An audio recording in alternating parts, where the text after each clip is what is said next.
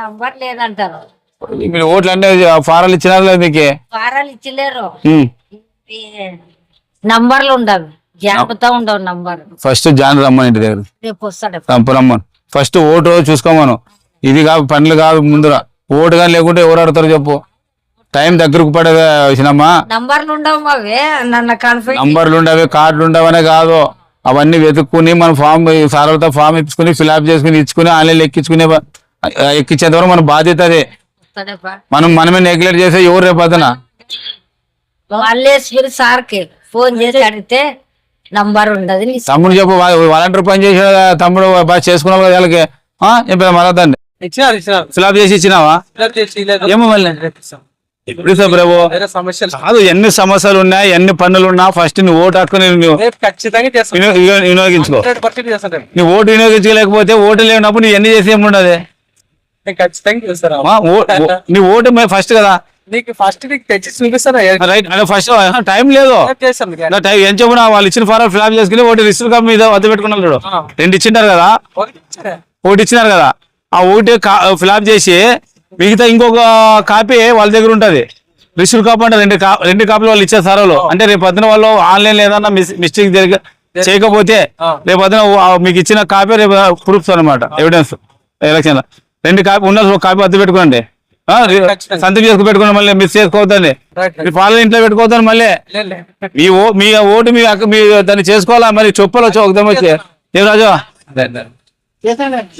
10 ఓట్లు ఉండాలి మీ ఇంట్లో. 5 ఓట్లకి మనకి ఎన్ని ఫారాలు ఇచ్చినారు?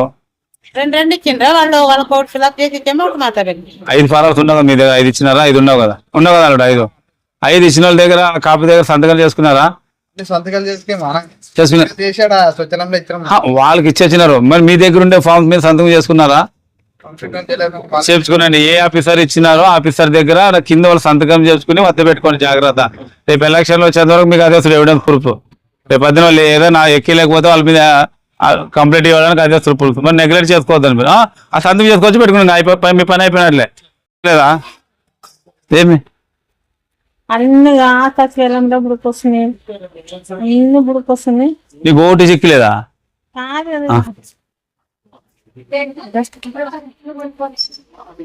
ఈడబుడికి ఆడబుడుకుని తమ్ముడుగా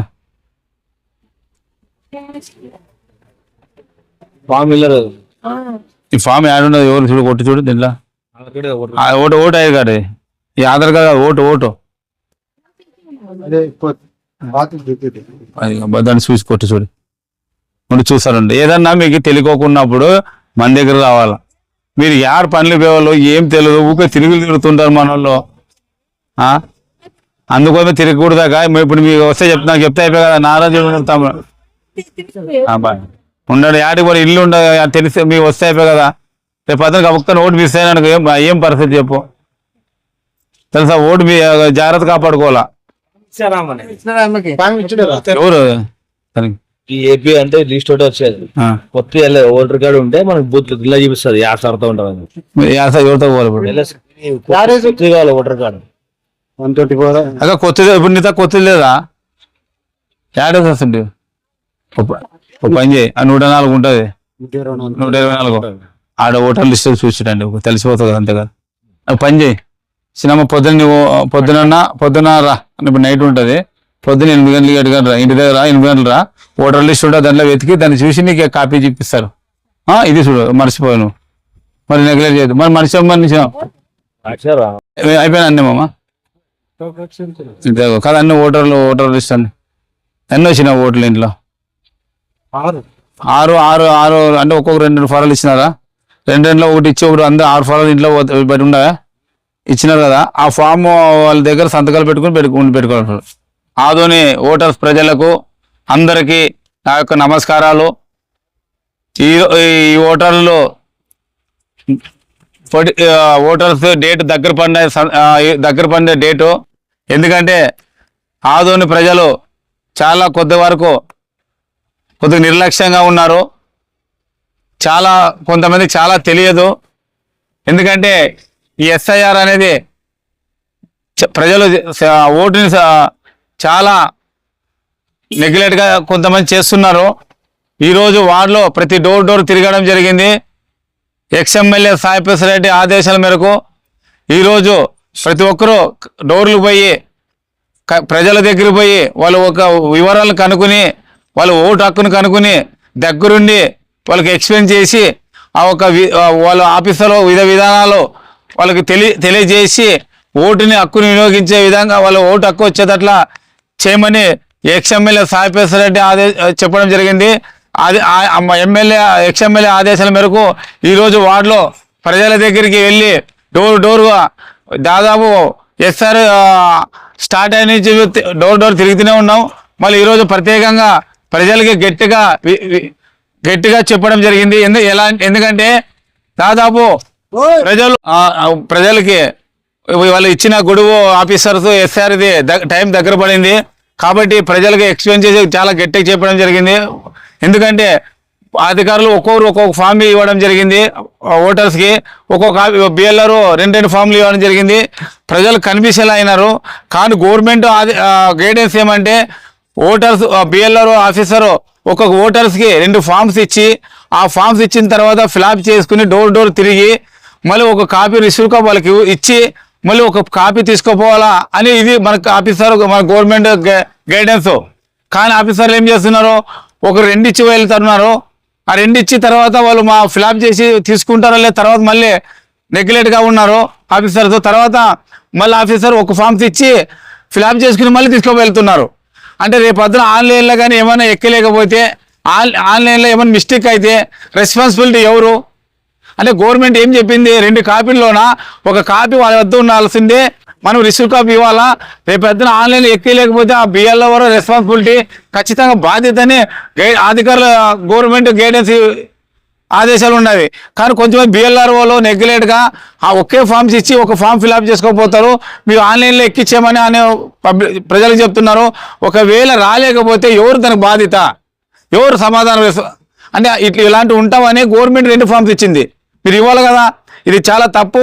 తర్వాత డోర్ మరి మీరు తిరగాల, మీరు ఆఫీసుల్లో కూర్చుని ఇచ్చినామని నెగ్లెక్ట్ చేయకూడదు. మీకు ఇచ్చిన హౌసెస్ ఎన్నెన్ని ఇండ్లు ఉన్నానో బిఎల్ఆర్ఓ ఖచ్చితంగా డోర్ తిరిగి వాళ్ళకి తెలియకోకుండా మళ్ళీ ఎక్స్ప్లెయిన్ చేసి పూర్తిగా సహకరించి వాళ్ళని మీ ఓటు హక్కును మళ్ళీ వినియోగించేటట్లా రేపు పోలింగ్ పర్సెంటేజ్ పెరిగే విధంగా మీరు ఆఫీసర్ సహకరించాలని ఖచ్చితంగా అధికారులు చెప్పడం జరుగుతుంది.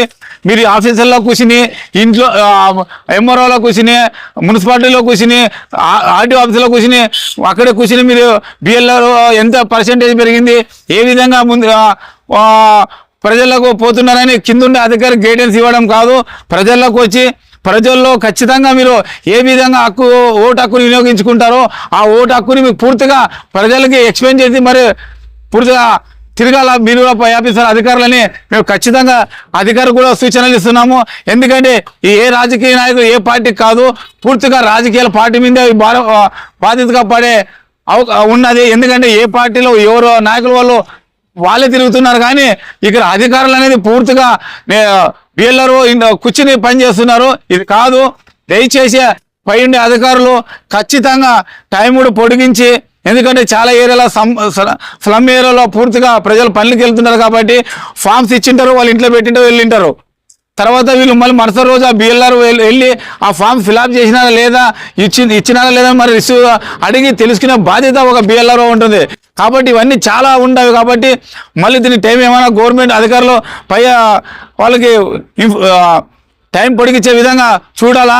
ఖచ్చితంగా ఓట్లు ఇంకా కొంతమంది చాలా చేసుకోలేదు, ఏ టైం దగ్గర పడుతుంది. ఆదరణ ప్రజలు అందరూ దయచేసి చెప్తున్నాను, అన్ని పార్టీలకు చెప్తున్నా, అన్ని నాయకులకు చెప్తున్నా, అన్ని ప్రజలకు చెప్తున్నా, దయచేసి అందరూ ఈ ఓటు హక్కుని ఖచ్చితంగా బాధ్యతగా వాళ్ళ అందరూ ఓటు హక్కుని ఆన్లైన్ ఎక్కించుకుని ఈ ఒక్క వినియోగించుకోవాల్సిన బాధ్యత అందరిపైన ఉందని ఈ మీడియా ద్వారా తెలియజేస్తూ ఏ నెగ్లెక్ట్ కూడా ఏ ప్రజలు చేయకూడదు. దయచేసి పూర్తిగా స్లమ్ ఏరియాలో మాస్ ఏరియాలో చాలా నెగ్లెక్ట్ చేస్తున్నారు. పూర్తిగా ఈ ఒక్క ఓటుని మీ ఆన్లైన్లో ఎక్కించుకునే బాధ్యత సద్వినియోగం చేసుకోవాలని ప్రజలందరూ తెలియజేస్తున్నా. ఇట్లు నరసింహులు, మాజీ మున్సిపల్ వైస్ చైర్మన్.